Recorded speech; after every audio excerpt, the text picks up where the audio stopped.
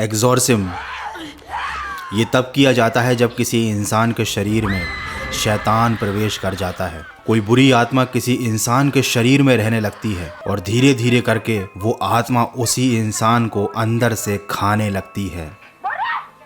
Exorcism बहुत दर्दनाक होता है, इसे हर कोई नहीं सह सकता। लेकिन इस दुनिया में एक लड़की ऐसी थी जिसके शरीर के ऊपर 67 बार एग्जॉर्सिज्म किया गया, और वो भी उसकी मर्जी से, क्योंकि उस लड़की का ऐसा कहना था कि उसके शरीर में 6 आत्माएं हैं। जब ये सब हो रहा था तब उस लड़की की उम्र केवल 23 साल थी। वो बुरी आत्माओं के चंगुल में इस तरह से फंसी हुई थी कि वो आत्माएं उस लड़की को कुछ खाने भी नहीं देती थीं। उसका वजन केवल 30 किलो रह गया था। ये जो आप तस्वीर देख रहे हैं, इन तस्वीरों में महज कुछ सालों का ही अंतर है। सोचिए उस लड़की के साथ क्या हुआ होगा, वो किस दर्द से और किस खौफ के मंजर से गुजरी होगी। इस वीडियो को शुरू करने से पहले बता दूं कि इसे रात में अकेले में बिल्कुल मत देखना, और छोटे बच्चे इस वीडियो को बिल्कुल भी मत देखना, क्योंकि जो इस वीडियो को पूरा देख लेगा उसको पता चलेगा कि असली डर क्या होता है। तो अगर आप आज रात को ठीक से सोना नहीं चाहते हो तभी इस वीडियो को देखना। तो यार आई थिंक इतना इंट्रो काफी है, तो बिना किसी देरी के शुरू करते हैं आज का फाड़ू वीडियो।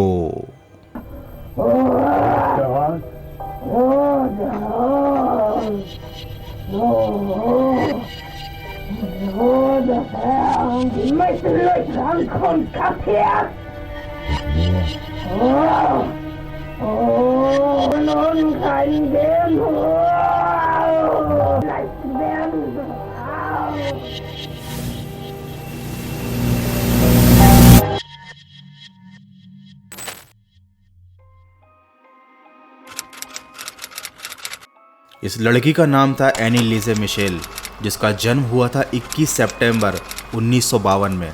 इसके घर में जितने भी सदस्य थे सभी लोग बहुत ज़्यादा धार्मिक थे।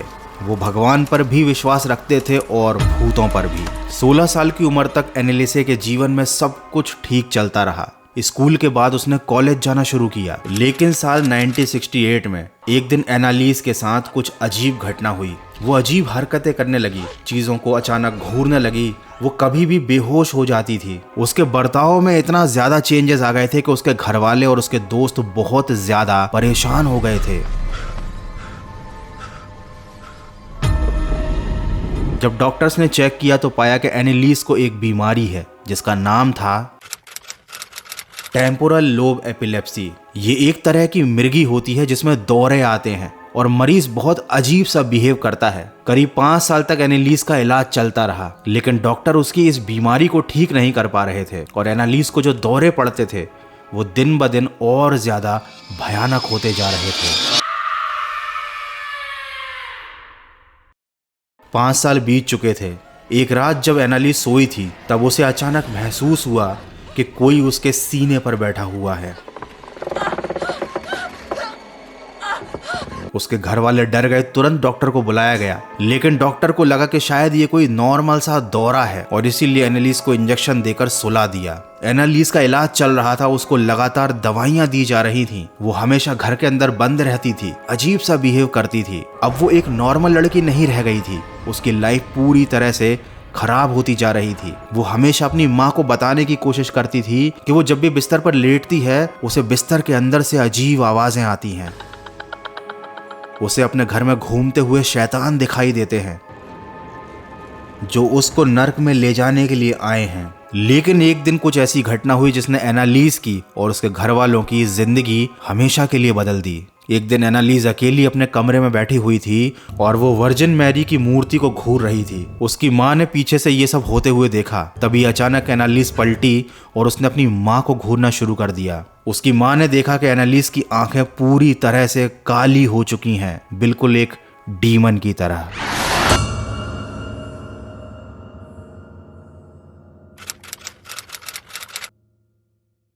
सितंबर 1973 एनालिस की हालत बहुत खराब हो चुकी थी। वो डॉक्टर को बताने की कोशिश करती थी कि उसको घर में शैतान के चेहरे दिखते हैं। अब तो उसे ऐसा लगने लगा था कि जैसे उसके शरीर के अंदर ही शैतान है। वो ये भी कहती थी कि उसे इंसानों में से जले हुए मल की बदबू आती है। डॉक्टर द्वारा दी जाने वाली दवाइयों का उसके शरीर पर अब कोई फायदा नहीं हो रहा था। उसकी बीमारी बहुत ज्यादा बिगड़ चुकी थी और उसका बर्ताव दिन ब दिन और ज्यादा अजीब होता जा रहा था। कोई उसकी बातों पर विश्वास नहीं कर रहा था और ये चीज एनालिस को बहुत ज्यादा परेशान करती थी। वो सबको बता रही थी कि उसके घर में शैतान है, उसको कोई बुरी आत्मा परेशान करती है, उसकी बीमारी की वजह क्या है, लेकिन सब उसकी मिर्गी का इलाज करने में लगे हुए थे। करीब 2 साल तक ये सब कुछ सहने के बाद 1975 में एनालिस ने खाना पीना पूरी तरह से बंद कर दिया। उसका शरीर हड्डियों का ढांचा बनता जा रहा था। उसने रात में सोना छोड़ दिया। वो रात भर जागती रहती। कोई भी कीड़ा, मक्खी या मकड़े दिखती तो वो उसको पकड़कर खा लेती। उसका बर्ताव बिल्कुल एक शैतान जैसा हो गया था। उसने चर्च जाना बंद कर दिया। ईसा मसीह की कोई तस्वीर, क्रॉस या फिर धर्म से जुड़ी कोई भी चीज उसके घर में दिखती तो वो उसे तोड़ देती। एनालिस का कहना था कि जब वो चर्च में जाती है तो चर्च की जमीन से उसके पैर जलते हैं। ये सब कुछ यूं ही चलता गया। एनालिस का वजन कम होता गया। उसकी हालत दिन ब दिन बिगड़ती गई। एनालिस के घर वाले समझ चुके थे कि उसे कोई बीमारी नहीं है, वो शैतान के कब्जे में है और उनकी बच्ची को बचाने का एक ही तरीका है, चर्च।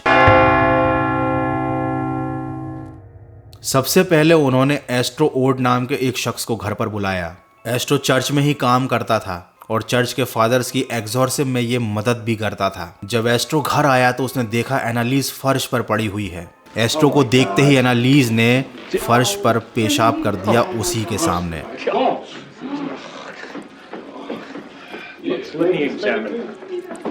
और उसके बाद लिटरली आप बिलीव नहीं करोगे, उसने एस्ट्रो के सामने अपने ही पेशाब को पीना शुरू कर दिया।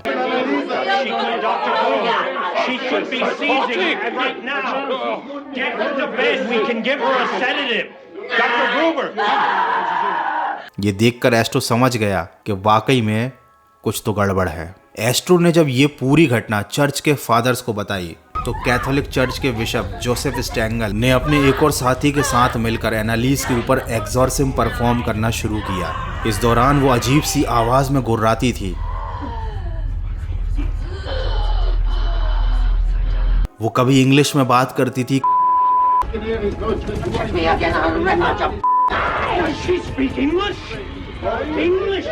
कभी लैटिन भाषा में बोलती थी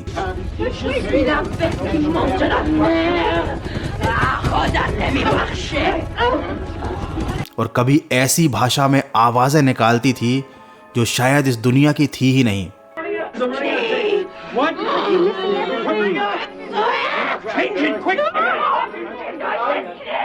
इस पूरे एग्जॉर्सिज्म के दौरान उसकी वॉइस को भी रिकॉर्ड किया गया, जहां पर वो अलग अलग 6 इंसानों की आवाज में अपने नाम बता रही थी। हालांकि ये सारे नाम बहुत ही पुराने जमाने के थे।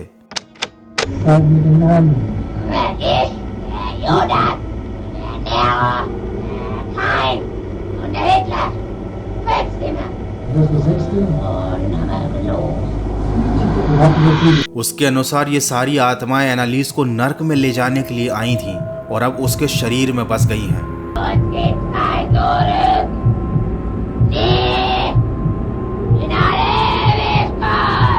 एनालिस ने खाना पीना छोड़ रखा था, उसकी हालत बिगड़ रही थी और 67 बार एग्जॉर्सिज्म की दर्दनाक प्रोसेस के बाद आखिर उसने खुद अपने शरीर को छोड़ने का फैसला किया। उसका कहना था कि वो इन सारी चीजों से अब थक चुकी है।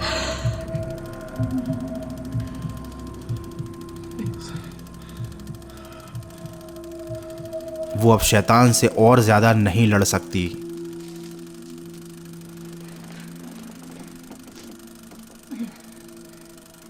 और 23 साल की उम्र में एक दिन उसकी मौत हो गई। लेकिन ये सारा तमाशा यहीं पर नहीं रुका। एक दिन एनालिस की मौत के बाद उसके घर पर एक नन आई, जिन्होंने बताया कि सपने में उन्हें एनालिस दिखी है और उसकी बॉडी कब्र के अंदर सही सलामत है। ये सुनने के बाद एनालिस की माँ बहुत ज्यादा परेशान हो गई। उन्होंने तुरंत एनालिस की कब्र को खुदवाया, लेकिन नन की बात गलत साबित हुई। एनालिस की लाश नॉर्मल इंसानों की तरह सड़ चुकी थी।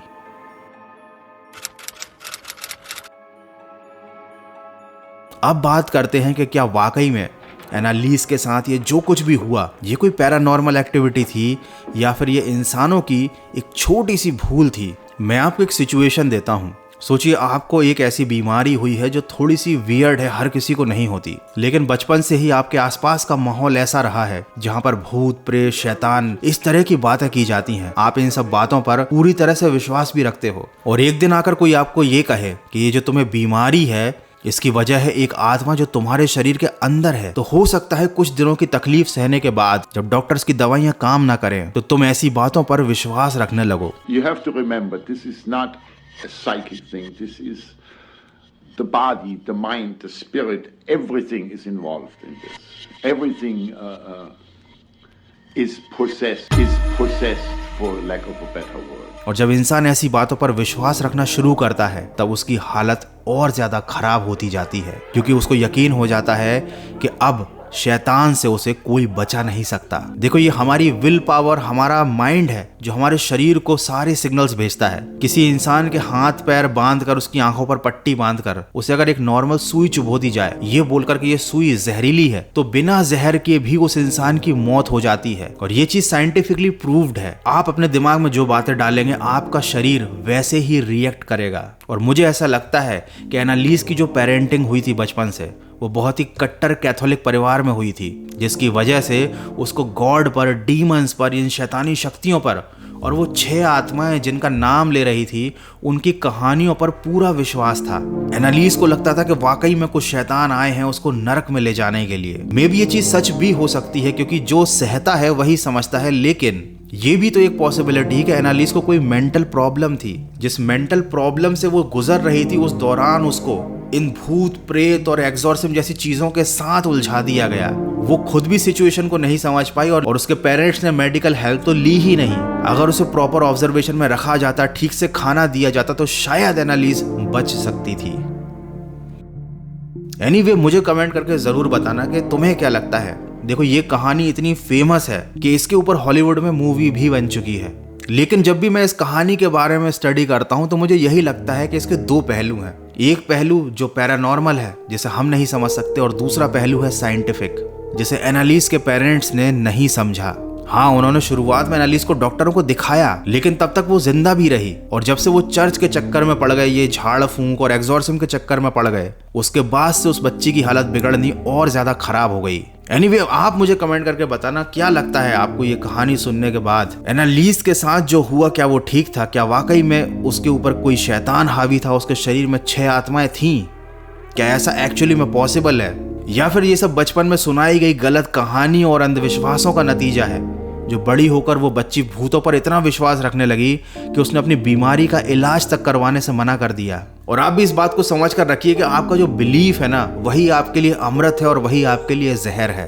अगर आप विश्वास रखते हो, बिलीव रखते हो, तो बिना जहर के भी जहर आपके शरीर में जा सकता है। अगर आप विश्वास रखते हो तो आपके शरीर में डीमन भी प्रवेश कर सकता है।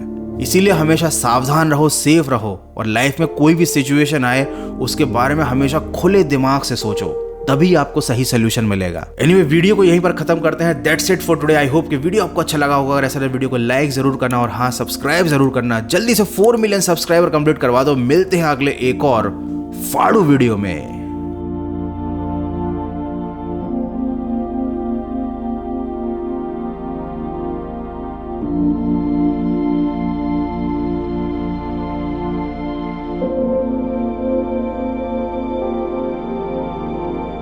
Thank you.